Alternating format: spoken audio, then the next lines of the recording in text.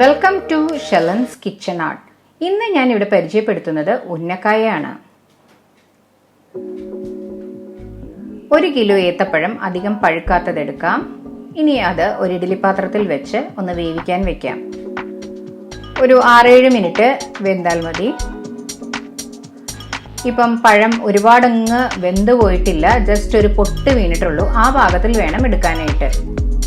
Just ചെറുതായിട്ടൊന്ന് പൊട്ട് വീഴുമ്പോൾ തന്നെ അത് ഓഫ് ചെയ്യണം. ഇനി അത് തുറന്ന് വെക്കാം കുറച്ചു നേരം.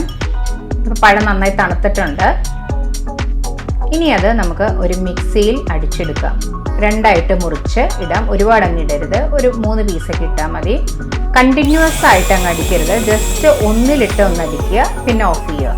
അങ്ങനെ എല്ലാം നമുക്ക് ഇതുപോലെ ഷേപ്പാകാൻ പാകത്തിലാക്കിയിട്ട് നമുക്ക് എടുക്കാം. ഇപ്പം എല്ലാം നമ്മൾ അടിച്ചെടുത്തിട്ടുണ്ട്. മിക്സിയുടെ ജാറിലേക്ക് 5 സ്പൂൺ പഞ്ചസാര ഇടാം.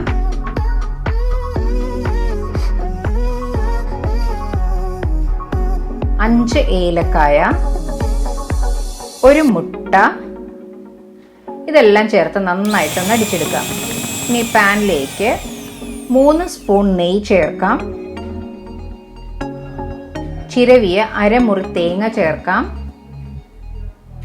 കുറച്ച് കിസ്മിസ്, കാഷ്യൂനട്ട്സും ചേർക്കാവുന്നതാണ്. ഇതെല്ലാം ചേർത്ത് ഹൈ ഫ്ലെയിമിൽ ഒരു 2 മിനിറ്റ് നന്നായിട്ട് ഒന്ന് ഇളക്കിയെടുക്കുക.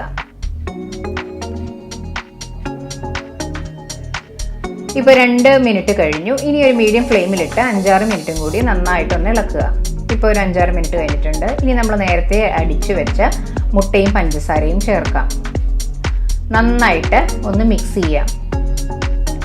ഇനി ഒരു ലോ ഫ്ലെയിമിലിട്ട് ഒരു 5 മിനിറ്റോളം നന്നായിട്ട് ഇത് ഇളക്കിയെടുക്കണം. ഈ മുട്ടയൊക്കെ നന്നായിട്ട് ഈ തേങ്ങയിലേക്ക് പിടിച്ചു കിട്ടണം. അതുവരെ നന്നായിട്ട് നമുക്കൊന്ന് മിക്സ് ചെയ്തെടുക്കാം. ഇപ്പോൾ കറക്റ്റ് പാകമാണ് ആക്കിയിരിക്കുന്നത്. ഇപ്പം നോൺ വെജിറ്റേറിയൻസിനാണെങ്കിൽ എഗ്ഗ് സ്കിപ്പ് ചെയ്യാം. ഇപ്പം നമ്മളുടെ പഴം നല്ല കറക്റ്റ് പാകമായിട്ടാണ് വന്നേക്കുന്നത്. നന്നായിട്ടൊന്ന് കുഴച്ചെടുക്കാം.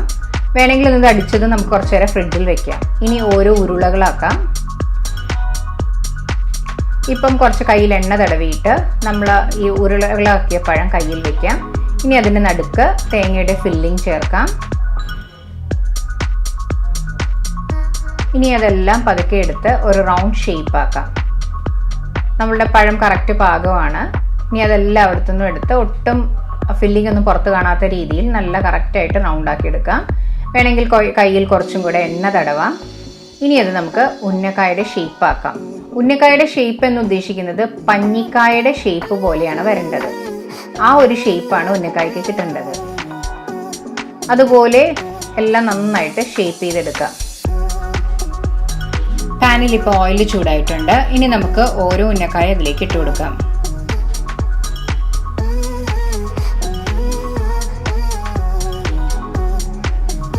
മീഡിയം ഫ്ലെയിമിലിട്ട് വേണം ഇത് ഫ്രൈ ചെയ്യാനായിട്ട്.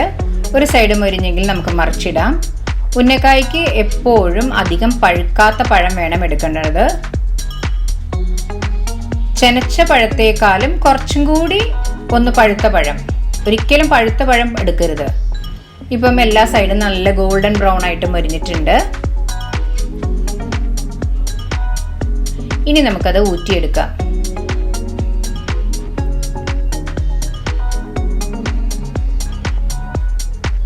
ഇപ്പോൾ നമ്മൾ ഉന്നക്കായ നല്ല കറക്റ്റ് ഷേപ്പായിട്ട് വന്നിട്ടുണ്ട്.